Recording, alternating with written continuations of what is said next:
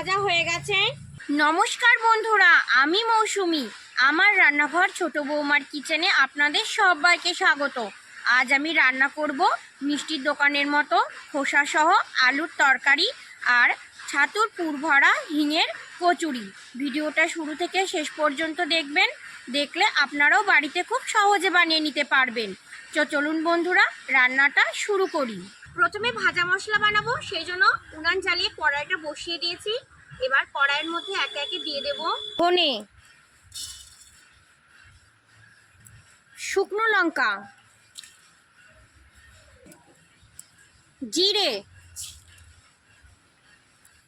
মৌরি। হালকা হাতে নাড়াচাড়া করে ভেজে নেব।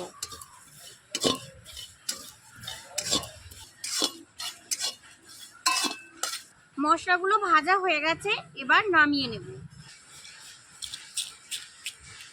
মশলাগুলোকে 2 মিনিট ঠান্ডা করে তারপরে পাটায় গুঁড়ো করে নেব। সঙ্গে সঙ্গে গুঁড়ো করলে খুব একটা ভালো গুঁড়ো হবে না, সেজন্য একটু ঠান্ডা করে নেব। মশলাগুলো একটু ঠান্ডা হয়ে গেছে, এবার এগুলোকে পাটায় ভালো করে গুঁড়ো করে নেব। ভালো করে গুঁড়ো করে নিয়েছি। ভাজা মশলা রেডি হয়ে গেছে, এবার তুলে নেব। মশলাগুলো একটা বাটির মধ্যে নিয়ে নিয়েছি। দেখুন কত সুন্দর গুঁড়ো হয়েছে।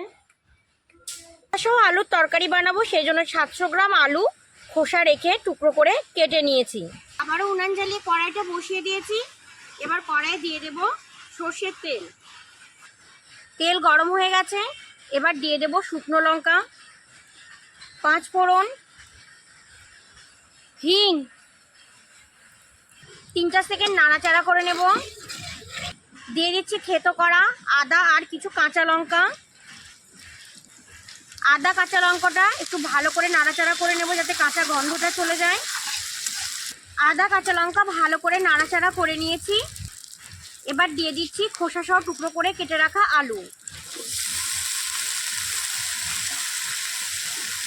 আলুটা একটু সব কিছুর সঙ্গে ভালো করে নাড়াচাড়া করে মিশিয়ে নেব।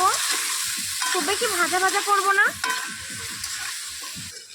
আলুগুলো 5 মিনিট হালকা হাতে নাড়াচাড়া করে নিয়েছি। এবার এর মধ্যে দিয়ে দেব স্বাদ মতো লবণ, পরিমাণ মতো হলুদ গুঁড়ো, দিয়ে দিচ্ছি খুব সামান্য কাশ্মীরি লঙ্কার গুঁড়ো, কারণ আমি যথেষ্ট পরিমাণে আদা আর লঙ্কা থেতো করে দিয়েছি, সেই জন্য শুধুমাত্র কালারের জন্য কাশ্মীরি লঙ্কার গুঁড়োটা দিচ্ছি। আবারও সব কিছু একসঙ্গে মিশিয়ে নেব। আলুর সঙ্গে সব মশলা ভালোভাবে মিশিয়ে নিয়েছি। এবার দিয়ে দেব পরিমাণ মতো জল। জলটা খুব বেশি দেওয়ার দরকার নেই, আলুটাকে ঢেকে থাকবে সেরকম জল দিলেই হবে।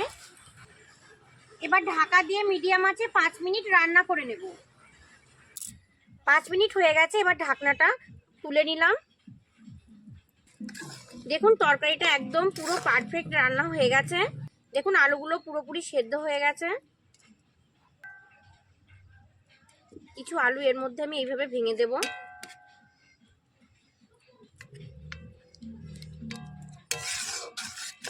তরকারির এই জলটা শুকিয়ে ফেলবো না পুরোপুরি, কারণ মিষ্টির দোকানের মতো যেহেতু আলুর তরকারি বানাচ্ছি, মিষ্টির দোকানে যে আলুর তরকারিটা দেয় তাতে এরকম জল জলই থাকে।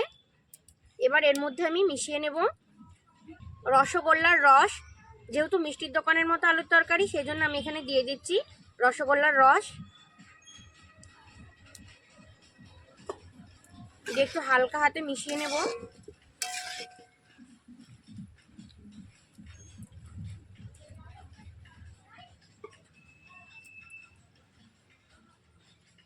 এবার যে ভাজা মশলাটা বানিয়ে রেখেছিলাম, সেই ভাজা মশলাটা কিছুটা দিয়ে দিচ্ছি, আর দিয়ে দিচ্ছি কিছুটা গরম মশলা। সবকিছু হালকা হাতে মিশিয়ে নেব। ঢাকা দিয়ে কম আঁচে আমি 2 মিনিট আবার রান্না করে নেব। 2 মিনিট হয়ে গেছে, তরকারিটা পুরোপুরি রেডি হয়ে গেছে। এবার এটাকে নামিয়ে নেব।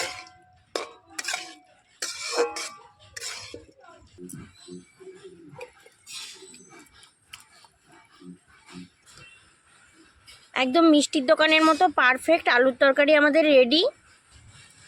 কচুরি বানানোর জন্য আমি 500 গ্রাম ময়দা নিয়েছি। এবার তাতে দিয়ে দিচ্ছি পরিমাণ মতো লবণ, সাদা তেল। লুচির ময়দায় যতটা পরিমাণ আমরা সাদা তেল দিই তার থেকে এখানে একটু বেশি দিতে হবে। এবার ভালোভাবে ময়াম দিয়ে নেব। ময়দাটা এইভাবে মুঠ করে ধরলে দেখুন একটা দলা পাকিয়ে যাচ্ছে আর ভেঙে যাচ্ছে, তার মানে ময়াম দেওয়া হয়ে গেছে। এবার এর মধ্যে অল্প অল্প করে জল দেব আর মেখে নেব।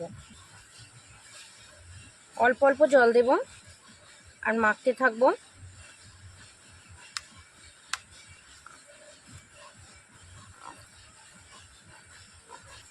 যত ঠেসে মাখা যাবে কচুরিটা তত ভালো তৈরি হবে।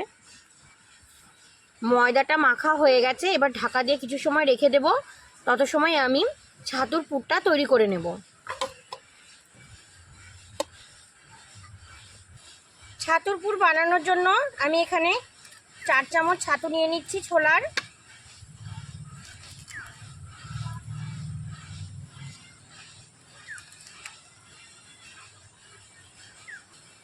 দিয়ে দিচ্ছি বেশ কিছুটা পরিমাণে হিং, যেহেতু এটা হিঙের কচুরি। স্বাদ মতো একটু লবণ দিয়ে দিচ্ছি, স্বাদ মতো কিছুটা চিনি। আগে থেকে যে ভাজা মশলাটা তৈরি করে রেখেছিলাম সেটা কিছুটা পরিমাণে দিয়ে দিচ্ছি। এবার অল্প অল্প জল দিয়ে মেখে নেব। একবারে জল দিলে হবে না, অল্প অল্প জল দিতে হবে আর মাখতে থাকতে হবে। ছাতুর পুরটা আমার রেডি হয়ে গেছে, দেখুন এইভাবে মেখে নিতে হবে। ময়দাটা মাখা হয়ে গেছে। এবার লেচি কেটে নেব। খুব বড় না, খুব ছোট না, লুচির থেকে একটু বড়। সব লেচিগুলো কেটে নিয়েছি। এবার একটা করে লেচি নিয়ে এইভাবে একটু ঘুরিয়ে বাটি শেপ তৈরি করে নেব। এইভাবে এবার যে ছাতুর পুরটা তৈরি করে রেখেছিলাম মাঝখানে বসিয়ে ভালো করে মুখটা বন্ধ করে নেব, নিয়ে আবার একটু গোল পাকিয়ে নেব। দেখুন হয়ে গেছে। এইভাবে সবগুলো তৈরি করে নেব। আর একটাও দেখিয়ে দিচ্ছি। এইভাবে বাটিটা তৈরি করে আগে থেকে তৈরি করা ছাতুর পুরটা দিয়ে মুখটা ভালো করে বন্ধ করে গোল পাকিয়ে নিতে হবে। এটাও হয়ে গেছে। চাতুটা একটু সাদা তেল মাখিয়ে নেব। একটা করে লেচি নিয়ে হালকা হাতে বেলে নেব। খুব বেশি চাপ দিয়ে বেলবো না, তাহলে হয়তো ভেতর থেকে পুরটা বেরিয়ে আসতে পারে। একটা কচুরি বেলা হয়ে গেছে, এইভাবে সবগুলো বেলে নেব। সবগুলো কচুরি বেলে নিয়েছি। এবার উনানটা আবার জ্বালিয়ে নেব। একটা করে কচুরি এবার তেলের মধ্যে দিয়ে দেব, দিয়ে এইভাবে একটু চেপে ধরবো, তাহলে ভালো করে ফুলে যাবে। এটা ভাজা হয়ে গেছে।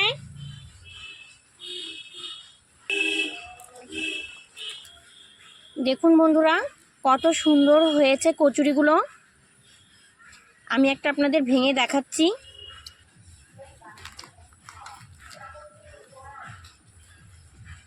দেখুন কত সুন্দর হয়েছে।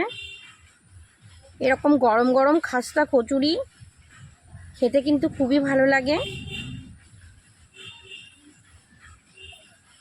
পুরটা দেখুন ভেতরে পুরো ভর্তি হয়ে আছে, অপূর্ব লাগছে। আর একটা ভেঙে দেখাচ্ছি।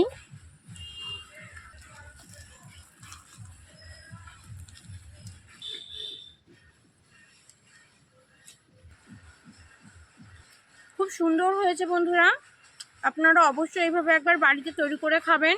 খাস্তা মুচমুচে পুরে ভরা এই হিঙের কচুরি খেতে কিন্তু খুবই দারুণ লাগে। আমি খুব সহজভাবে দেখিয়েছি। ভিডিওটা ভালো লাগলে লাইক কমেন্ট শেয়ার করবেন, সাবস্ক্রাইব করে আমার পাশে থাকবেন। ভালো থাকবেন সবাই, সুস্থ থাকবেন সবাই। টাটা।